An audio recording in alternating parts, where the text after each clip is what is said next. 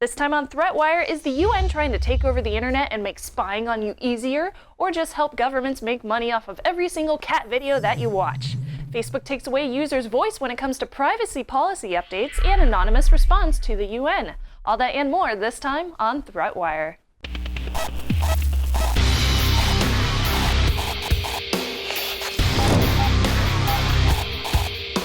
Ever wonder what would happen if a big, complicated multinational government agency decided to regulate the internet?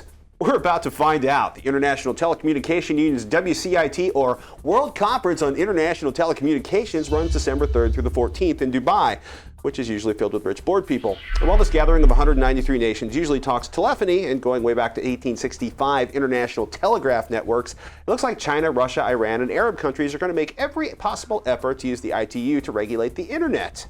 And when we say internet, we mean that one that we love. Yeah. And when we say regulate, we mean like 200-page proposals that include doing things like codifying deep packet inspection, right down to making it easier to crack encryption. Turn your head to the right and cough, please.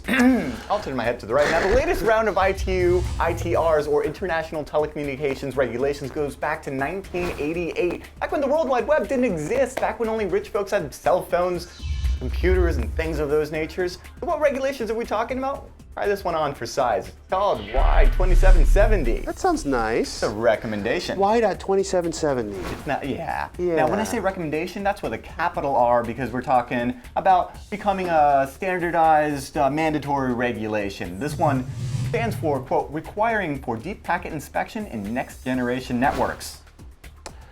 So, remember, recommended means potential international mandatory law controlling the internet. DPI, it's a networking practice whereby packets, bits of information that make up all of our communications on the internet. When I say communications, I don't just mean email, because email is like, oh, I'm sending a postcard to Darren, and every server between me and Darren on the internet gets to look at the postcard. It means like maybe virtual private networks, or video traffic, or VoIP gets filtered, examined, and stored at router endpoints. Basically, it can be used for data mining, eavesdropping, and hey, internet censorship, my favorite. Now, the approved recommendation shows very little respect for privacy. Shock. Now, it includes support for inspection of encrypted traffic in addition to what we said, the postcard emails. Right. Now, quote, in the case of a local availability of the encryption keys, so why would the government have such a key? That's frightening to say the least. What that basically means is store what you can't decrypt today because you'll be able to decrypt tomorrow. Now, the document goes on to discuss IPsec, a popular VPN technology, noting that, quote, aspects related to application identification are for further study. That basically means peering into an encrypted tunnel, if only to identify what kinds of traffic are going through that may be of interest. You know, is that a torrent that's going through your traffic there, or you get something more interesting? Yeah, this is creepy.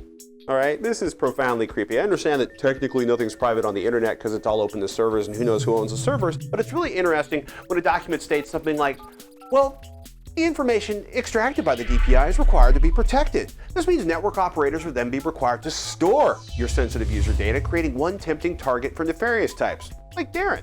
What I find fascinating about this is basically standardizing the wholesale privacy invasions that some countries are already used to, making it the global standard. Let's make this abundantly clear.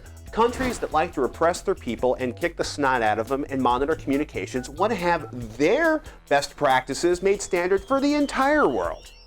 And if you don't care, maybe you've never been a revolutionary in the internet where a Twitter could be used to coordinate a fight against an oppressive government. Remember, it only takes 140 characters to start a revolution. I get it. You've never been that kid throwing a Molotov cocktail. Maybe you're a business that would prefer its financial data and internal communication state, you know, internal. The plans for the new widget, the secret financial data. Or you look, do you really want Russia or Iran having the ability to take a look at the crop reports for your company coming next year?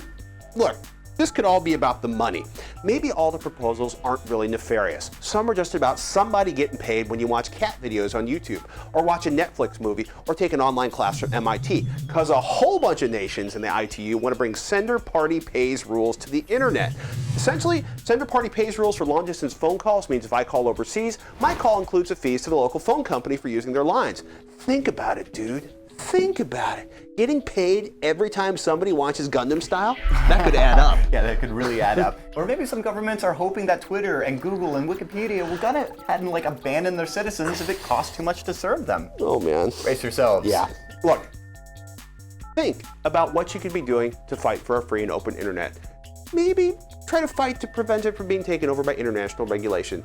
It's not as simple as telegraph lines or radio frequencies. Get involved. Google.com/takeaction or whatistheitu.org or protectinternetfreedom.org are all good places to start. Not a series of tubes. If you're part of the anonymous persuasion, there are also two operations that you might be want to be aware of. First is OpWCIT, that is keep the internet free, which states, quote, only governments get a vote in WCIT, so we need people from around the world to demand our leaders keep the internet open. So they suggest you watch the video, take action. There's also a related operation, Pound Op Big Brother, which calls for a worldwide day of action against surveillance on December 8th. You can find the links for all of the things that we discussed here at threatwire.org. With all of that, let's just take a break. I'm going to hand it over to Shannon so we can talk about something a little cleaner. Cat videos? No, Facebook atrocities. Shannon? Facebook changed the way that they handle privacy policy updates again, and users get no voice. Did you know that you could vote on policy changes made by Facebook by commenting on them? You didn't? Yeah, I didn't know that either. Well, it turns out that they're ending that voting process because users' comments weren't substantial enough. Up till now, policy changes could be voted on after 7,000 substantial comments were made, and then voted on and considered binding if 30% of users voted. That's 30% of all users on Facebook. The fact that several users didn't even know this existed resulted in much less than 30% voting. Now, several rights activists feel that Facebook should withdraw their changes, saying that users have a right to participate in Facebook's policies.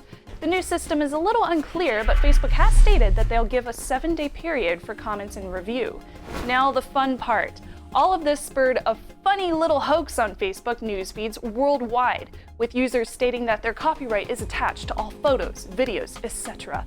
According to Facebook's current terms of service, which you do opt into when you sign up, you grant Facebook the permission to use, distribute, and share your content, but never own it. Now, posting a declaration on your page is useless. And as usual, do what I do and check the facts before sharing your friends' wall posts. And now it's time for the free stuff. The shows on TechFeed are giving away gifts for all of December. Today we have a TechFeed t-shirt and a $25 iTunes gift card. Now here's how to play. Go back to our first episode and answer this question. What did Darren imply that his shirt means? Let us know what you think in the comments. That's where you can chime in, let us know what you like and what you want to see on the show. And with all that, thank you for tuning in. You've been watching ThreatWire. I'm Shannon Morse, and we'll see you on the internet. Speaking of threatening our internet, Google is looking for your pledge to support a free and open internet. From Google's landing page at google.com/free and open, quote, a free and open world depends on a free and open internet.